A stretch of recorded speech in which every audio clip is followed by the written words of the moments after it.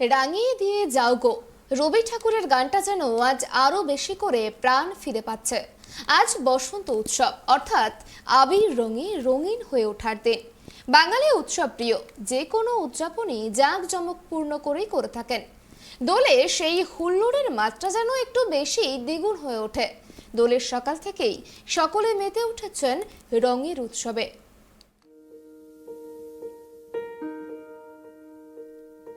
বসন্ত এসেছে দুয়ারে, আর তারই হাত ধরে এসেছে পলাশের লাল ফুল, অর্থাৎ রঙিনের সমাহার চারিদিকেই।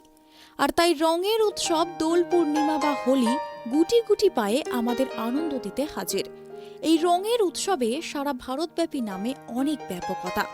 কোথাও এই উৎসব হোলি খেলা, আবার কোথাও তা দোল পূর্ণিমা নামেও পরিচিত। কিন্তু মূল যে আনন্দ তা রঙের, অর্থাৎ রঙে নিজের ও অন্যের মনকে রাঙিয়ে দেওয়া। তাই আসমুদ্র হিমাচল এই উৎসবে মেতে ওঠে। শুধু পশ্চিমবঙ্গ নয়, আপামর ভারতবাসী উদযাপন করে এই রঙের উৎসব। तो सबसे अच्छी चीज़ आज जो यहाँ पे लगी कि एक पिचकारी आई है, गुलाल की पिचकारी, जो कहीं ना कहीं जैसे हमें डर लगता है कि बच्चा बीमार हो जाएगा, एकदम से सर्दी से गर्मी का मौसम हो रहा है, तो उससे बचने के लिए कि वो गीला ना हो, ये पिचकारी है। तो मैं एक ये भी ले रही हूँ। एंड अदरवाइज सबसे इम्पॉर्टेंट थिंग मुझे जो लगती है कि सब कुछ इंडियन है, द बेस्ट वी आर भारतीय एंड एवरीथिंग इज़ भारतीय यहाँ पे। तो मुझे लगता है सबसे ज़्यादा सबको बहुत अच्छे से इस चीज़ को, इस फेस्टिवल को एंजॉय करना चाहिए। और कोरोना के बाद, क्योंकि कोरोना का बाद थोड़ा सा इश्यूज हो गए थे, बट सिंस अब सब कुछ देसी है, हमारे देश से कनेक्टेड है, तो हमें इस चीज़ को एंजॉय करना चाहिए।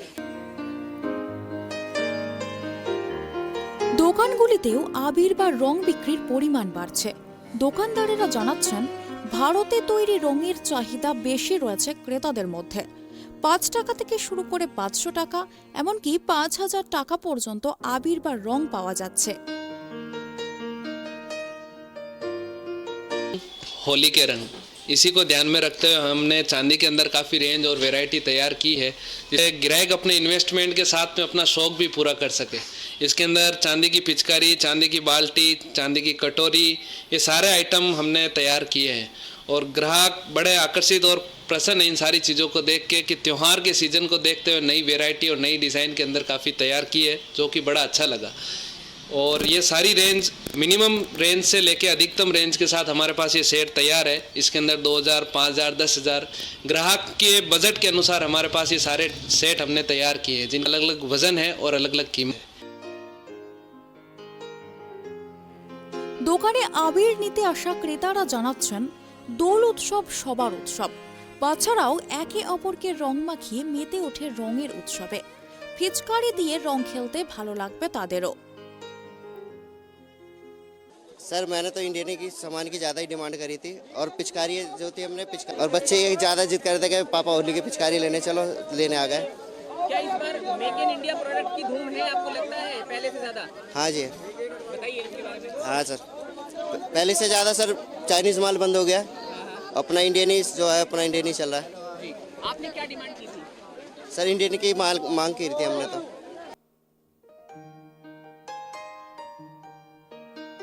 হোলি শব্দের উৎপত্তি হয়েছে হোলা শব্দ থেকে। আর এই হোলা কথার অর্থ হল আগাম ফসলের প্রত্যাশায় ঈশ্বরকে ধন্যবাদ জ্ঞাপন করা। আবার অনেকের মতে হোলি শব্দটি সংস্কৃত শব্দ হোলকা থেকে এসেছে, যার অর্থ হল অর্ধপক্ক শস্য। ভারতে কিছু প্রদেশ যেমন পাঞ্জাব, হরিয়ানা প্রভৃতি জায়গায় অর্ধপক্ক গম ও ছোলা খাওয়ার রীতিও আছে। এই হোলি ও দোল উৎসবের অনেক প্রচলিত গল্প আছে হিন্দু পুরাণে। প্রায় 2000 বছর আগে ইন্দ্রদুম্নের দ্বারা গোকুলে হোলি খেলা প্রচলনের উল্লেখ রয়েছে। তবে ইতিহাস বলছে, প্রাচীন ভারতে ইন্দ্রদুম্নের নাম একাধিকবার রয়েছে। তাই এই ইন্দ্রদুম্ন আদৌতে কে ছিলেন সেই নিয়ে বিতর্ক রয়েছে। আবার বসন্ত পূর্ণিমার দিনে ভগবান শ্রীকৃষ্ণ কেশী নামে এক অসুরকে বধ করেন।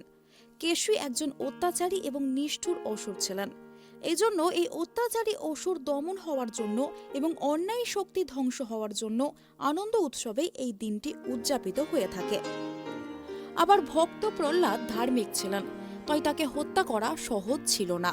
কোনোভাবেই তাকে হত্যা করা যাচ্ছিল না। তখন হিরণ্যকশিপুর তার ছেলেকে পুড়িয়ে মারার নির্দেশ দেন।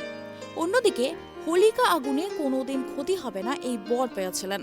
তাই প্রহ্লাদকে হত্যা করার জন্য হোলিকা সিদ্ধান্ত নেয় সে প্রহ্লাদকে নিয়ে আগুনে ঝাঁপ দেবে। কিন্তু হোলিকার বর পাওয়া সত্ত্বেও সেদিন শেষ রক্ষা হয়নি। প্রহ্লাদ তো বিষ্ণুর আশীর্বাদেই বেঁচে যায়, কিন্তু আগুনে ভস্ম হয়ে যায় হোলিকা। সেই দিনটি থেকেই পালন করা হয় হোলি বা দোল উৎসব। হোলিকার এই কাহিনী চাঁচর বা হোলিকা দহন নামে পরিচিত, যা দোলের আগের দিন পালন করা হয়, অথবা যা সাধারণত ন্যাড়া পোড়া বলে অভিহিত।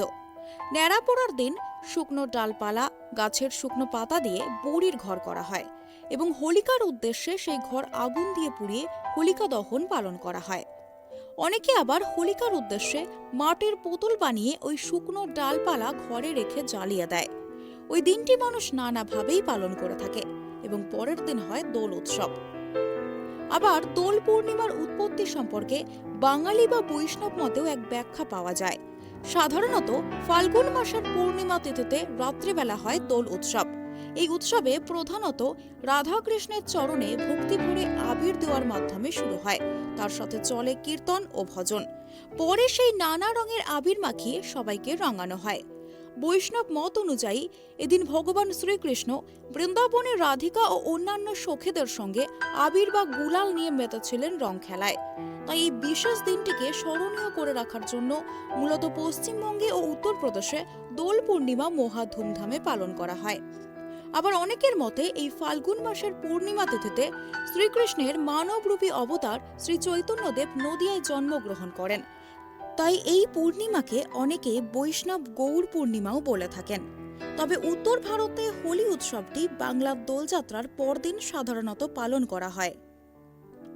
Bureau report, tribe TV.